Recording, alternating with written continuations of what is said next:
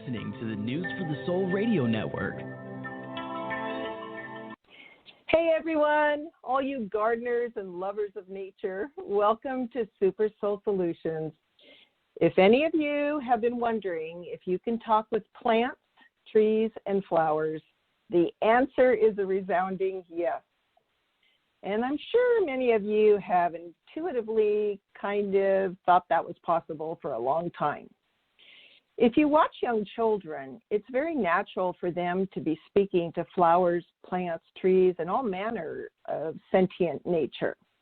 So today we are continuing in the same vein of cross-species communication as the previous three shows on animal whispering, but today is what I call plant whispering or plant communication, since indeed the principles are the same for communicating with plants, trees, flowers, animals, and each other. And today you will learn about scientific experiments that illustrate that plants do indeed communicate, read our intent, and much more. For me, this is a really, really fun and exciting topic, and I have practiced it. As I have animal communication, I do not consider myself an expert, but I'm into creating magical and wondrous days of synchronicity, and it's amazing what happens when you do this, even if you don't think you're hearing anything back, okay?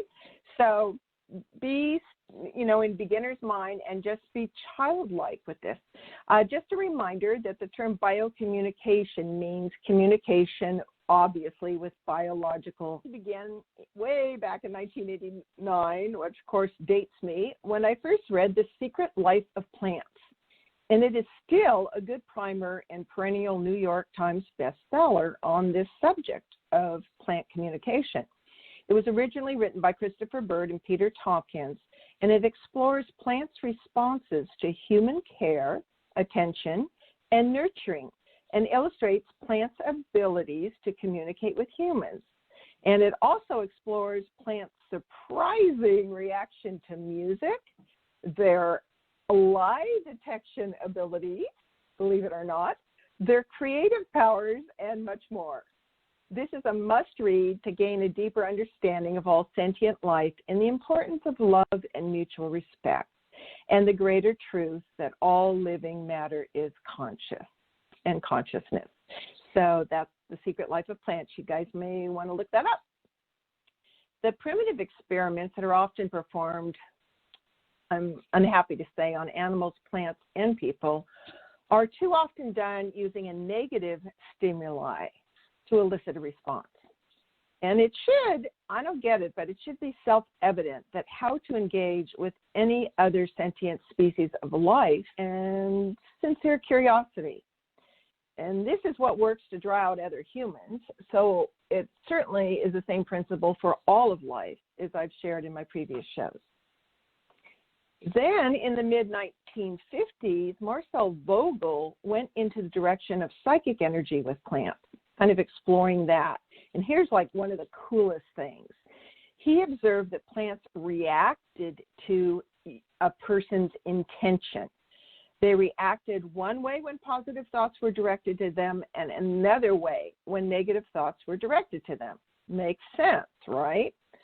So this was illustrated, of course, profoundly in the past decade by a man named Masaru Emoto. Many of you know his fascinating work with water.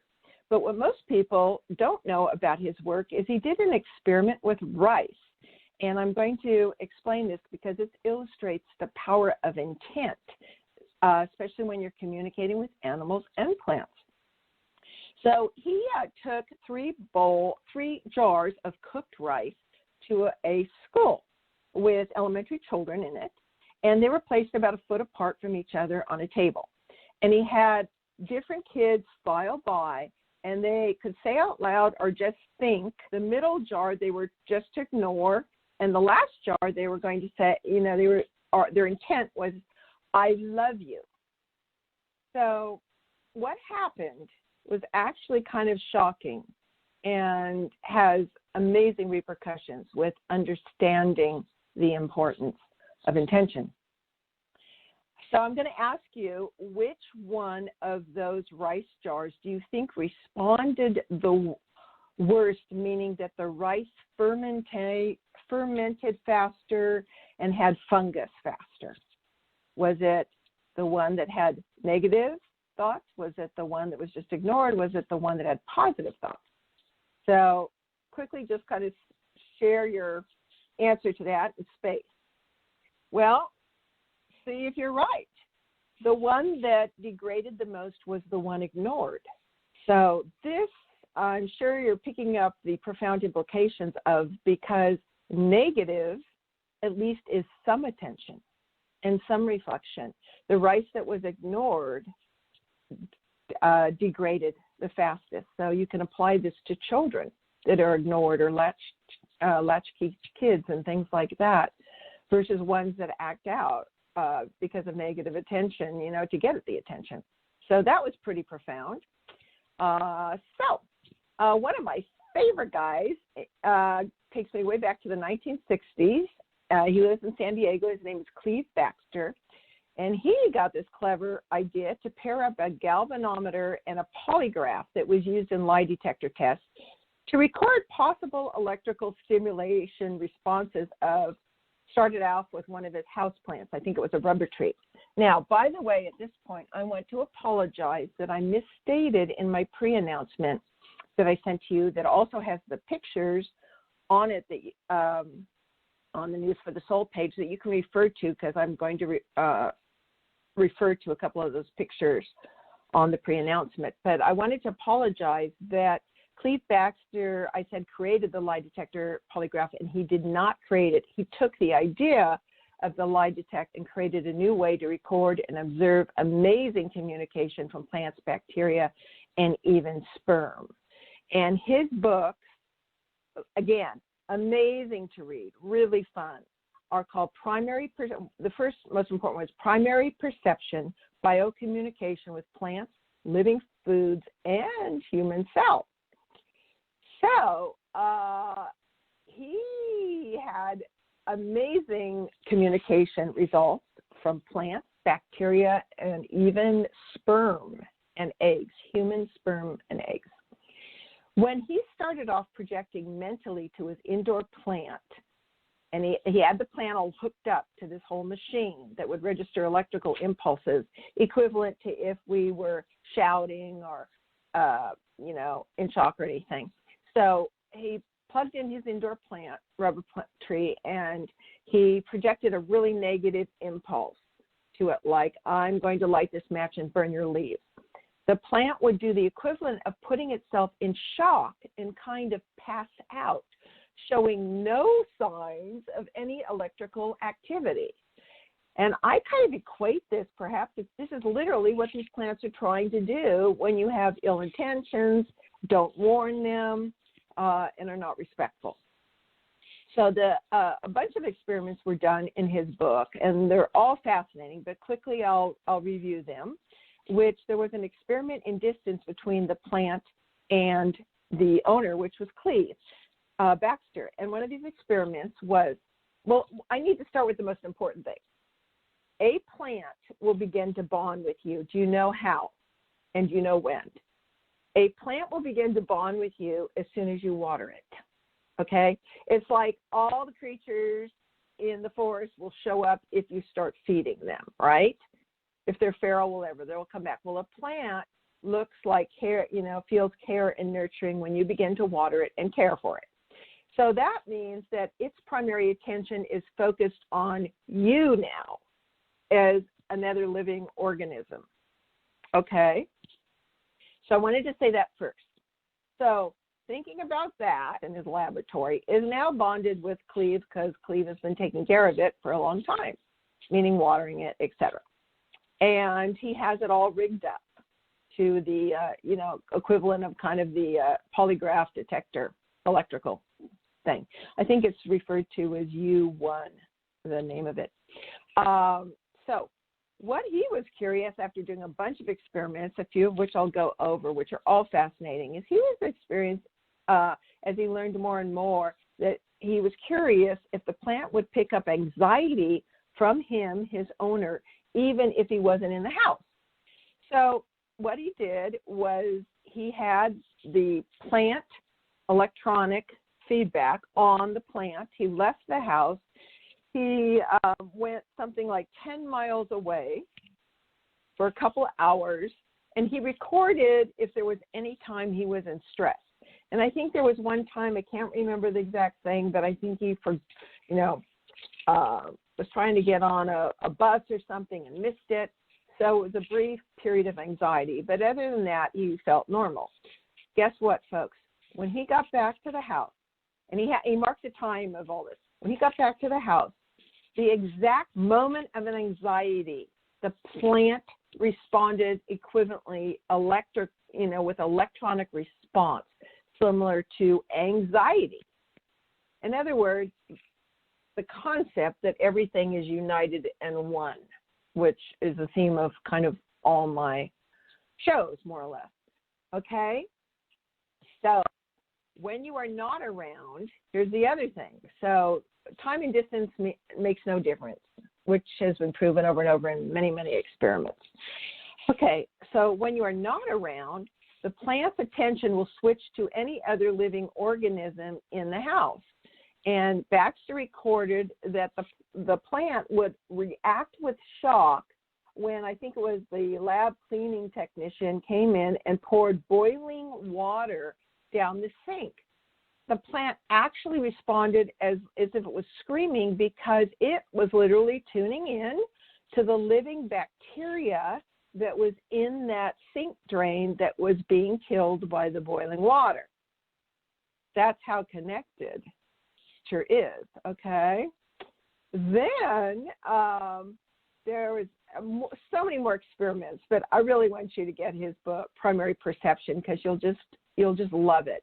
And there's specifically one where sperm removed from a person's body still, and even eggs, human eggs, they still keep track up to a period of time and respond to what, shall we say, the sperm donor is doing, even though the quote sperm is no longer in the sperm donor's body.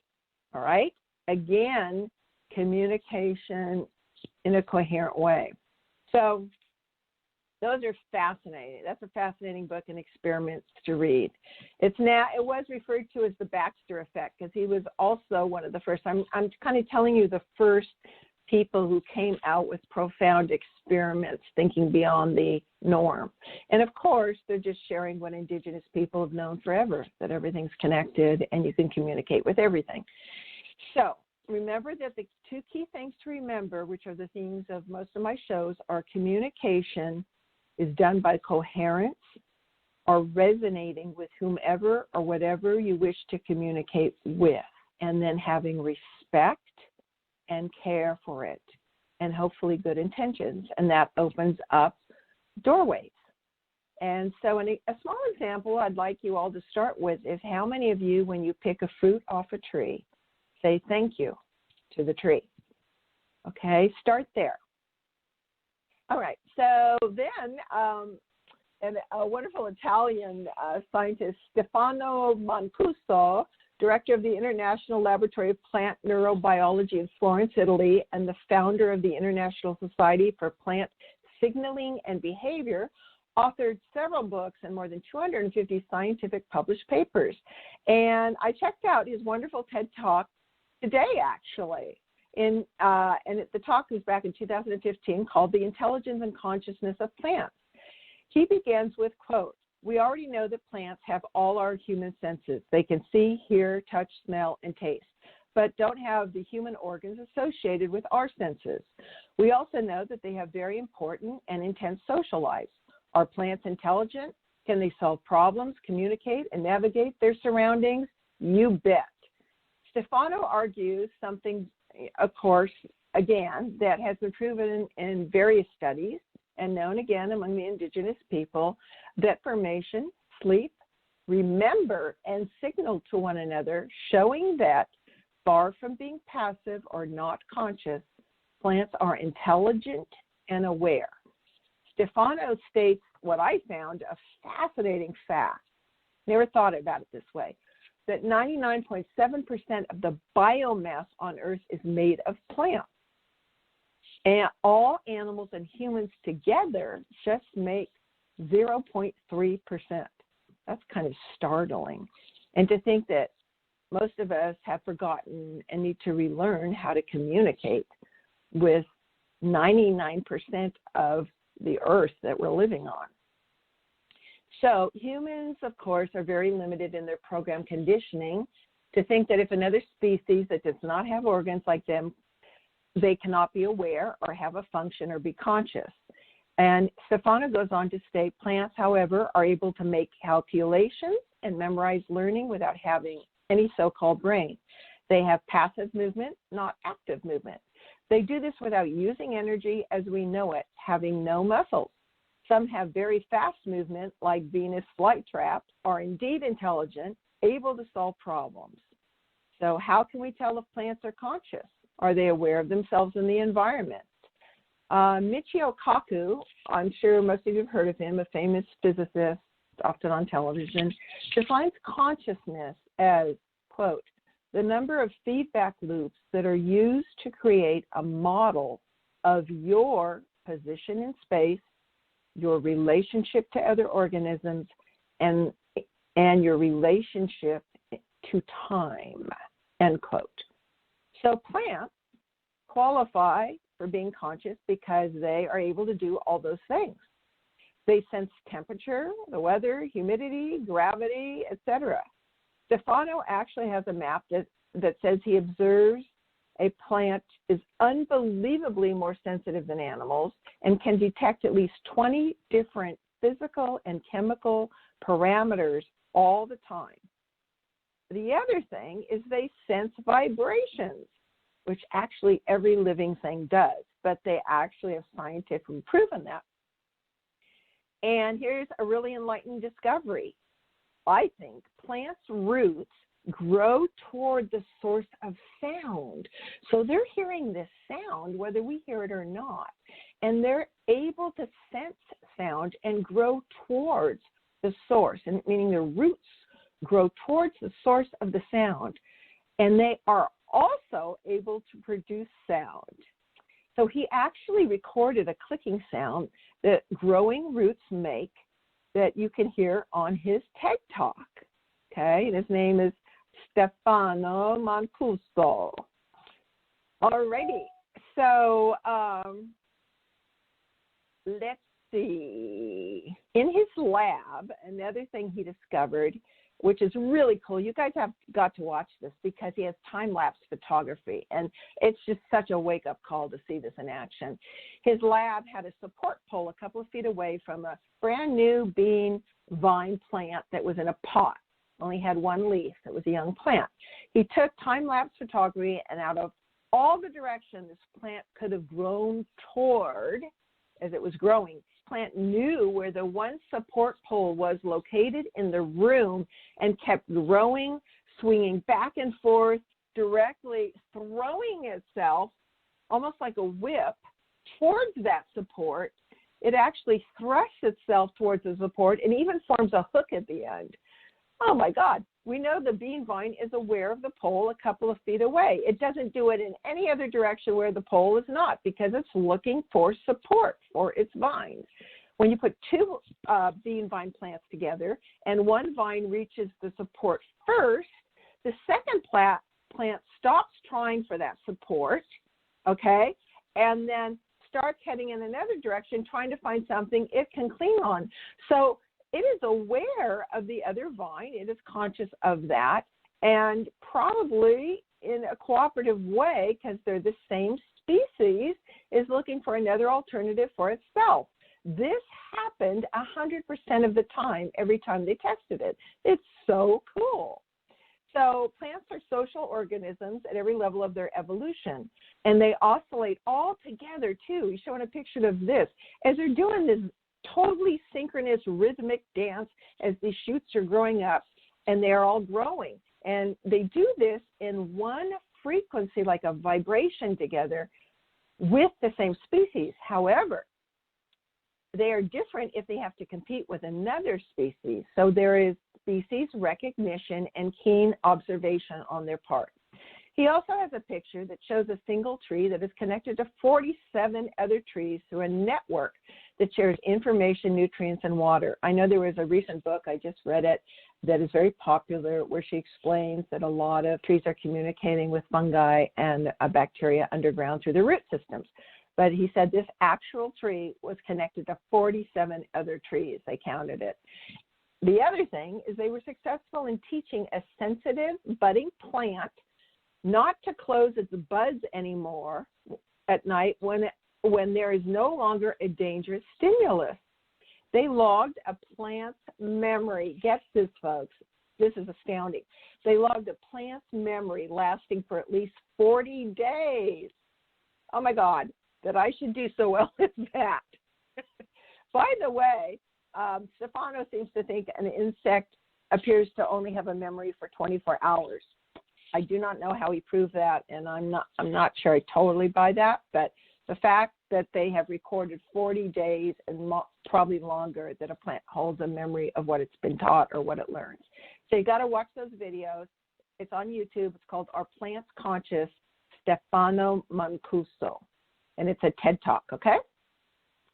So long ago, there was another successful experiment done by Luther Burbank, an American botanist, which those of you that are my age have heard about, horticulturist, and he was also a pioneer in agricultural science, I think. And he developed more than 800 strains and varieties of plants over his 55-year career, many of which we all enjoy and eat today. So if I remember right, he did an extraordinary experiment I've never forgot with a large cactus that had thorns, of course. And he assumed rightly that the thorns were the cacti's protective mechanism, so, to protect itself. So he talked with the cacti and said something like, this is from my memory, so quote, I will provide protection for you so you no longer need to have your thorns for protection from predators, okay? I will take good care of you and put a protective shield around you for a while so you will be protected. And he would keep reinforcing this to the cacti. And over a process of many months, the cacti began to drop its thorns because it learned it no longer needed to protect itself. And on WikiLinks, when you look up Luther Burbank, you can see the picture of Luther sitting in front of the now spineless or thornless cactus, circa in like 1908 or so. And just an aside, have any of you hugged someone that I describe as a prickly hug? I have, and it usually is a person who is highly protective and feels invaded by other people's energy. So I kind of laughingly call it a fake hug. Paramahansa Yogananda wrote in one of his favorite books, one of my favorite books, it was one of the first that began to open me up, Autobiography of a Yogi. I'm sure many of you have read it. He said regarding Luther Burbank, quote, nature offered Luther an intimate communion, unlocking many of her jealously guarded secrets and giving Luther a boundless spiritual reverence. Burbank, who received Kriya Yoga initiation from Paramahansa Yogananda, is quoted as saying, quote, I practice the technique devoutly, Swamiji. Sometimes I feel very close to the infinite power, and then I have been able to heal sick persons around me, as well as many ailing plants. Also, many times, since my mother's death, I have been blessed by her appearance and visions. She, too, has spoken to me. Thank you, end quote. So, documented on the website, there is documentation scientifically on pubmed.gov and in the American Journal of Chinese Medicine.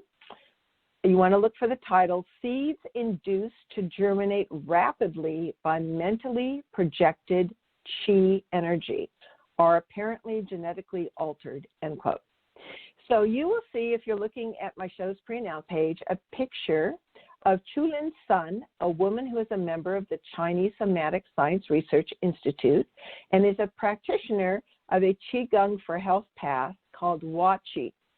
And all of you know what Qi is. It's energy. It's another name for energy or divine life force. that teaches the practitioner to bring the chi energy under the control of the mind.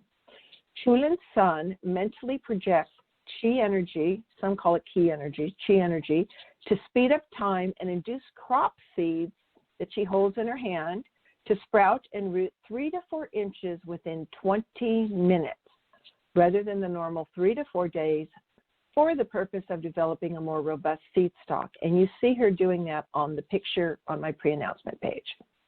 This was proven on more than 180 different occasions at universities, as well as at science and research institutions in China, Taiwan, and Hong Kong. The biological mechanisms that underlie this phenomenon, they say, are unknown. The camera showed time distortion taking place. I say many experiments have reported this phenomena of hyperspace-time that violate the outdated classical and relativistic models in which the nature of physical matter is currently taught in most schools, which is so outdated and primitive. We can alter, fold, and bend time and space. This is known and is absolutely been used by many, many, many people in secret projects and space forces, as well as intuitives and people that are more and more waking up, where their abilities that are God-given are coming back online. Yippee.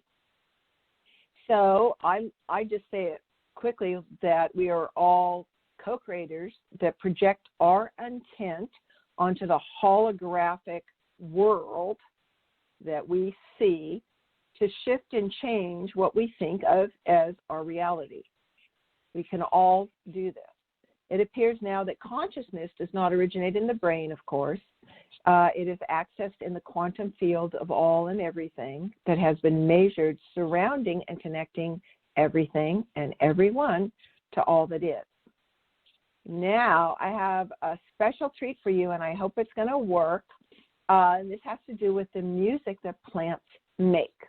And the music of plants research and recordings began at one of my favorite places, Damanhur, Italy, in 1976, when resident researchers created I think it's called a U1 or UI instrument that was able to capture the electromagnetic variations of the surface of plant leaves and roots and turn them into sounds.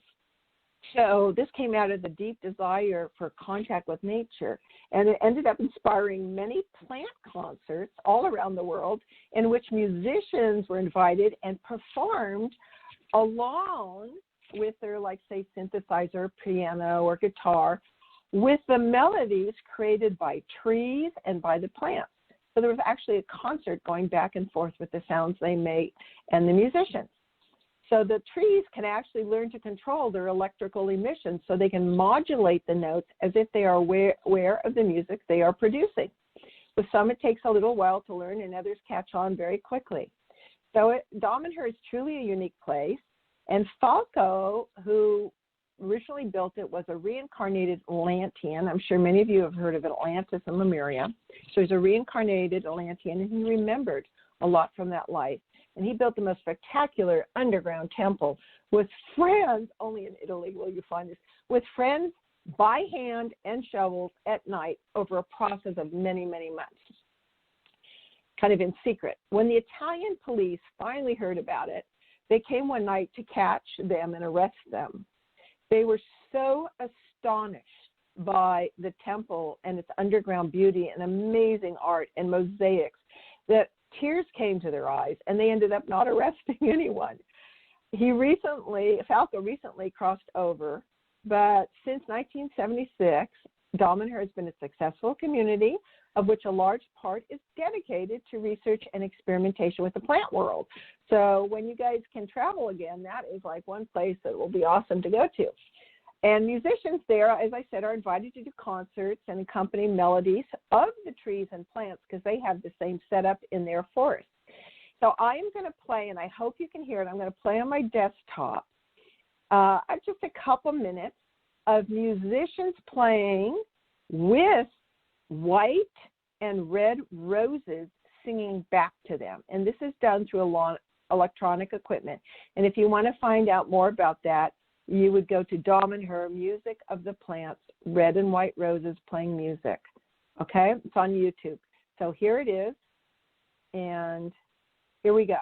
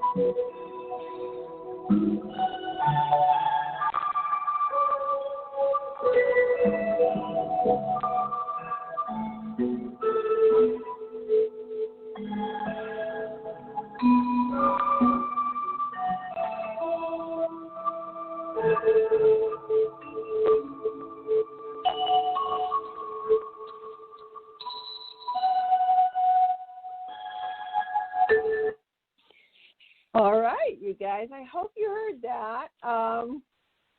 And that would be an example. It's extraordinary. It's really fun.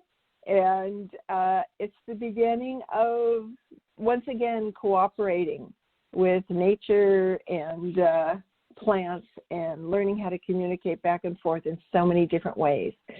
And on the pre-announcement page, again, on News for the Soul, if you're looking at it, I included a picture of a young boy and girl in front of their own plants in Damanhur, sending messages to the plants and the plants singing back to them individually. So you can see how there's electronic little electrodes connected to those plants, and they project positive thoughts or tell them how much they love or will sing, and then these plants respond back. So you can purchase CDs, by the way, of plants, soil, and trees singing online, or to try at home or in your own gardens. I know there is a Music of the Plants book and the Plants and Sounds of Soil CDs, and those are available at damanhur.org, DAMANHUR.org. So here is really something I think that is fascinating that I discovered, which speaks volumes, that they also learned through their research. GMO plants do not sing back. Okay, that's trippy. And why? Because it's presumed they do not have an identity. However, here's the really cool thing. However, once a GMO plant hears another healthy, non-GMO plant sing, right, and begin to sing to people and other plants, in a relatively short time, the GMO plant will begin, because it's listening and learning from the healthy plant, it begins to sing itself. At first, very, very simple, and perhaps it's interesting to contemplate that perhaps it regained part of its identity back that it had lost. That's kind of interesting, huh? A place I visited 2 years ago, it's famous for plant communication. And it's called Findhorn in northern Scotland. And it was started by a couple who got a message from on high to go buy this plot of land on a sandy beach, out of all things, and to start a community based on communication with divas and nature spirits, to be one of the first examples on planet Earth of how things can flourish when you are communicating together. All right? So, So let me define first the difference between divas and nature spirits, because they had a friend, Dorothy, who was able to communicate with divas, and a lot of you may not understand the difference between these two terms. She communicated both with divas and nature spirits, and then other people learned too. So it's defined as divas are like angelic beings, and they design the archetypal pattern for each plant species and channel down the required energies for its manifestation on Earth. Okay? The nature spirits, on the other hand, are regarded as the builders. They work according to the archetypal design sent from the devas, and they form and build up what may be called the etheric counterpart or energetic body of the plant from the energies channeled down by the devas of each species. Now, I'm sure most of you know about your etheric body and that you have an etheric blueprint, and it's not the body comes first and ether second. It is that you have the etheric blueprint, holographic blueprint, and your physical body to that. And that has been proven in secret projects with the holographic medical beds, by the way. So that information, our definition between devas and nature spirits, comes from the book written by Paul Hawken in 1975 called The Magic of Findhorn, and I highly recommend that too. And also, you guys, Damanhur offers online plant communication courses taught by Tigrilla Gardenia, a member of the Damanhur community. Okay, Damanhur is spelled Damanhur. So here's the amazing, totally cool thing that Damanhur was able to accomplish by communicating once again with the Devic Kingdom and nature spirits and the plants themselves. Okay? An entire community, think of an entire community of people, many of who I met, have been built on this vow of cooperation, and I visited them and got to check everything out, so I know everything I'm saying here is true. They were able to grow 40-pound cabbages, 8-foot delphiniums, and roses that would bloom in snow. Okay? How? By plant communication and respect for the Devic Kingdom.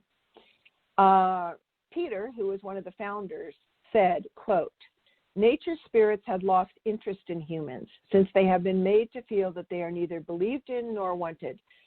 Mankind has been foolish to think that they can survive healthily without the cooperation of nature spirits," end quote. So it took them a while to have the nature spirits wish to work in cooperation, but they were excited about the project. This is why I did the previous shows on fairies and nature spirits, etc., so that you guys could practice that and get on board with that, because we will create an Eden on earth again. Peter also said, quote, "There was an I always mispronounce this, an equanimity and acceptance which gave humans great latitude for errors and learning about our faults on the part of the nature divas.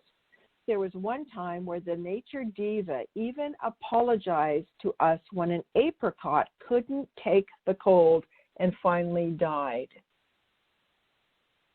That's amazing. I mean, it's amazing the humility of that coming from a nature diva. The Devic world emphasized that humankind had to do one thing in order to reverse the trends of events on the planet. Remember, this is back in the 1970s. Humans have to recognize within themselves the divinity and wholeness of which they are a part. They must touch the heart inner core, which perceives and knows itself as part of all things, all beings, and all aspects of creation. And that recognition and touching, the distinction between outer and inner eventually disappears and becomes all part of oneness. That was a direct message to all of us from the Diva Angelic Kingdom. So check out the book, The Magic of Findhorn.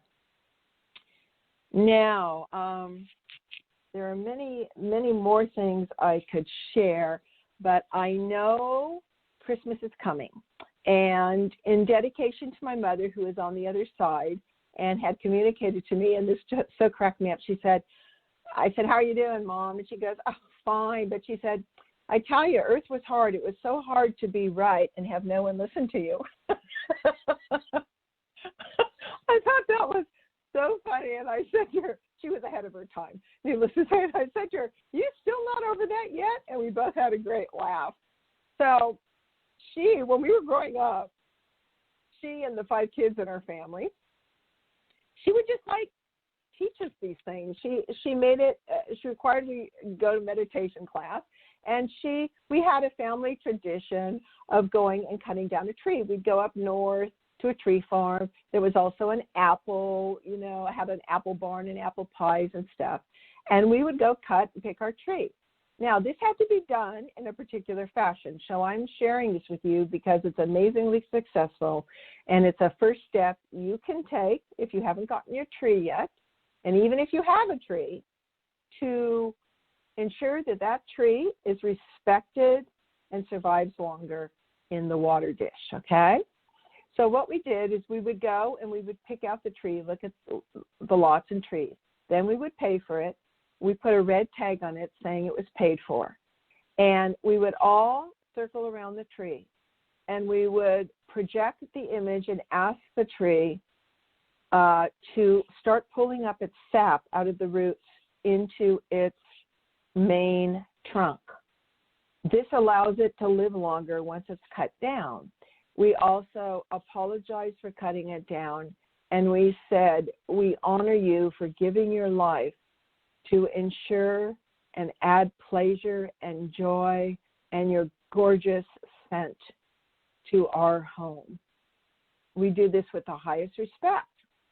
And, I was pretty young, so I was kind of into it and kind of not, and I've learned, hopefully become wiser since then. Because, it's your mother and you're like, oh, my God, okay, whatever. So then we would go to the barn, and we'd spend about an hour and a half, and we'd get pumpkin pies and do all this kind of stuff. In the meantime, the tree would be raising its sap up. So then we'd go back, and we'd cut it. And what would happen is we'd bring the tree home, and the tree was always the center of attention. And even when we meditated, we would include the tree. So we had like 7 seats, chairs around us, but the tree would be one of those chairs. And we would meditate together, and those trees, when we did that, would last 2 months. It was amazing, because usually they dry out pretty fast. So try that one. It's a really fun thing to do. The other thing I wanted to tell you for Christmas, and oh my God, I'm a mischievous sort, and I had people so fooled. You've probably seen them by now. I got these at lasersandlights.com.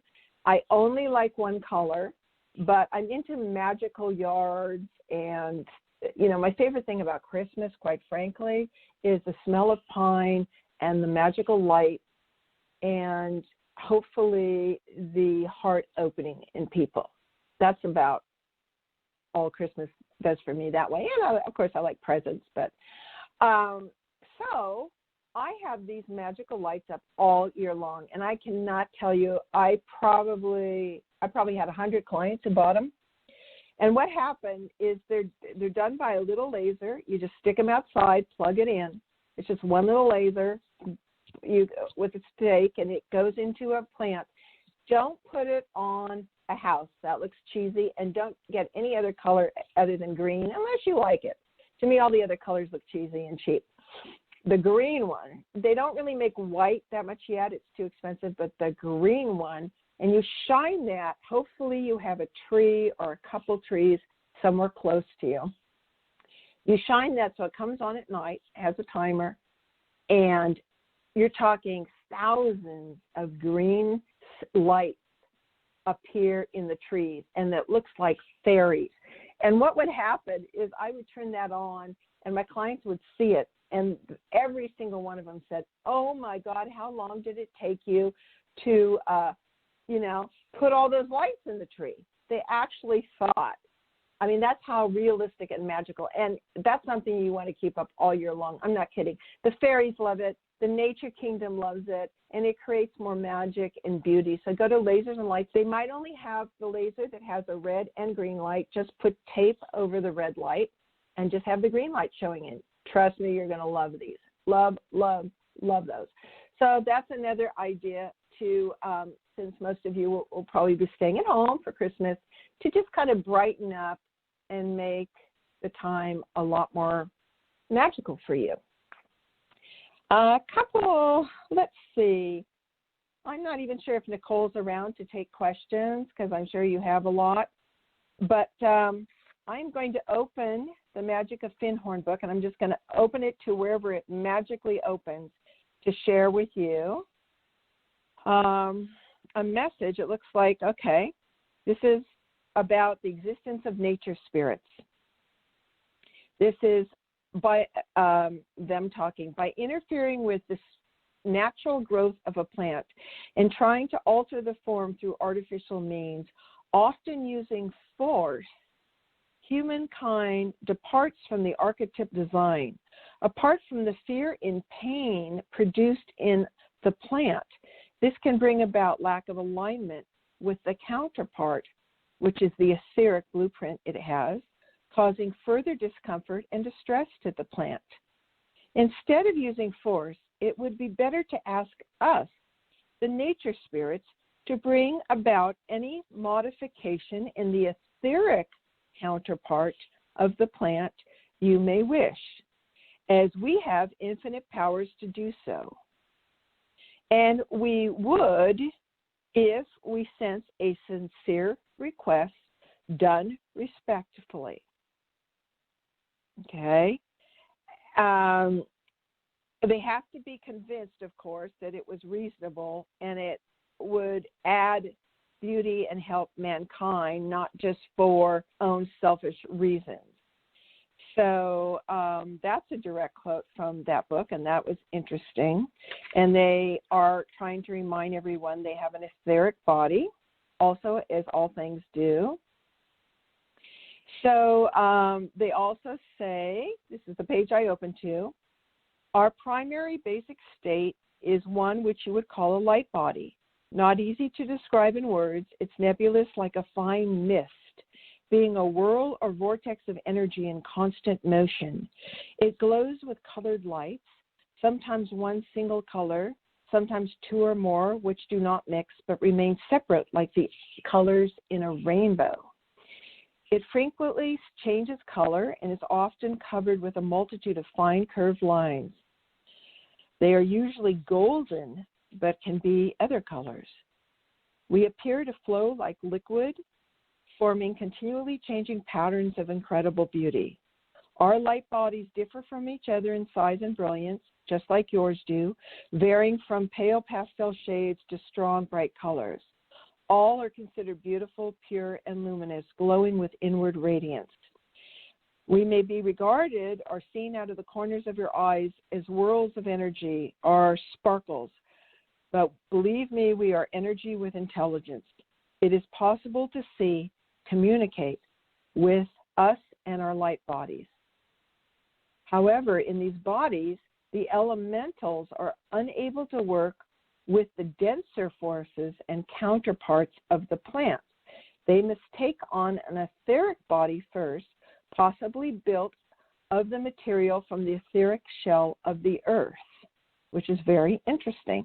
So remember, the divas are like angelas providing the archetype, and then the nature spirits have to feed. They are made of the earth element, and they feed flowers and plants with their own energy from their etheric body. So I thought that's kind of an interesting thing to open to. So Nicole, if you're around, yes, you just thank you. I just received your email that there's a question. How can we have a direct experience communicating with our own plants? Is there an experiment we could do? Yeah. It's a great question, and that was what this whole purpose was about. And you do it the same way you do with animals. You first pick a plant, obviously, that you have watered, and do what, the rules of thumb, right, that we talked about are to quiet your mind, to move into kind of a childlike state of wonder and openness. I always like to speak out loud. You don't have to, but by me speaking out loud, it kind of reinforces my intention towards the plant, because plants pick up pictures by pictures. And as I gave you the proof, and if you read these books, you will see all the experiments proving that plants pick up your intent and everything. Okay, so then, just like with the animals, if you listen to the shows before, most things will respond if you're sincere, if you respect them, and if you love them. People respond with that, plants respond with that, animals respond with that. So, unless you have this UI device, you're probably not going to hear the sound they'll make back, but you will receive eventually in pictures or a thought or a feeling of well-being and mutual love and care back from the plant. And then as you practice that, just practice it all the time. Go hug a tree, talk to a tree. When I live around the redwood trees, and when the redwood trees first came to this planet, I know that sounds weird, but this planet was very much terraformed by beings off-world. A lot of it was, and brought, we are the maximum diversity of all plant and species across this universe. So the redwood trees, when they first came, were ensouled in a fifth-dimensional body. So they were very awake and very ensouled, had a soul part of them, and it was normal to communicate. American Indians have taught me, that's probably not the right, way of referring to the indigenous beings here. They taught me, they hardly ever speak in words, very much words, quite frankly. They think words get in the way because many have been trained through their bloodlines and through their wisdom to be able to listen and know and see and hear what is not being said. They also tune in with, remember we talked about coherence. You have to be on the same wavelength as what you're communicating with. And so you have to relax, don't get in your mind, enjoy, and just commune. Like you would say with your dog when it's lying peacefully next to you, okay? You're just kind of communing and comfort together. And that dog may look in your eyes and you know that they know, and you're both contented.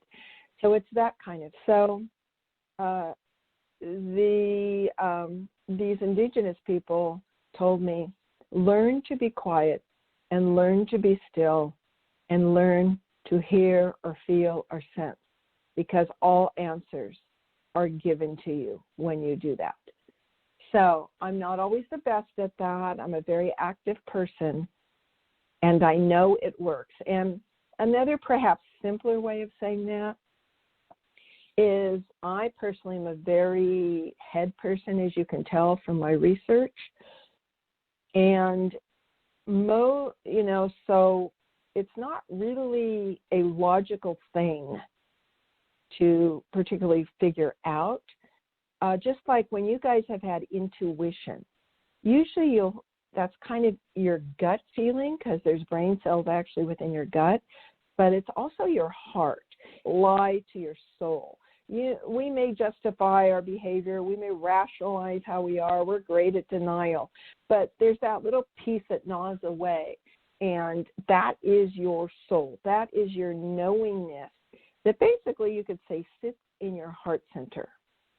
So remember, in one of the previous shows, I taught you in 1 minute the quick heart math coherent technique. And that is done by putting your hands over your heart, taking a couple deep breaths, and imagining a beautiful place you've been at where you were happy, or with your dog that gave you joy. And that immediately drops your energy out of your head into your heart, where your heart is something like, 500 times more powerful magnetically and electrically, and 100 times more powerful electrically than your brain. And it receives all information a tenth of a second before your brain. This has been verified by HeartMath Institute. So draw up in your heart, try to feel your chest, feel a little warmth in there. And then from that place, send your pictures and your thoughts of well-being. And then just wait in stillness, and a picture might pop up, a feeling might pop up, words might pop up. So that's how you start. And keep it really simple. Watch kids do this all the time, 5, 6, 7-year-olds. They just do this all the time. And what I shared in my animal whispering is one of the top animal whisperers in the world, Samantha Curry, said, I started by imagining the whole thing. I thought I was imagining talking with him as a little kid. I thought I was imagining the responses back. But the interesting thing about being co-creators is what you imagine actually gets created. Okay? So I know it's difficult to get out of the head and just be playful and open and know that this is a natural ability and that, trust me on this, nature, the divas, the animal kingdom all went to talk with you today. In fact, I only have a minute or so, but I'll share with you something that's really magically. So I have this habit when I remember, which is only about once every couple weeks, to wake up in the morning, usually on my day off or something, and say, I'm creating a day filled with magical awe and wonderful synchronicities. And I just put that out there. So, or I will put that out there for the next day. So in this case, this was the night before Thanksgiving, and I was spending it by myself, not for a variety of different reasons, because I was actually doing my show for you guys on the amazing animal communication stories, and I decided so many of you are sequestered at home that I wanted to do that. So the night before, I put that out, and I had a magical kind of fairy kingdom in my little garden here, and I was missing having a squirrel. I had other things, but I wanted a squirrel. So I said, I invite the squirrel, a squirrel or more, to come be part of my world, and I will feed them a cashew or almond once a week, and I am creating that now to have a day tomorrow of thankfulness towards the animal kingdom and love and appreciation. So, bottom line, I woke up, I have a glass front door, I stood up, and lined outside this door, swear to God, was a squirrel.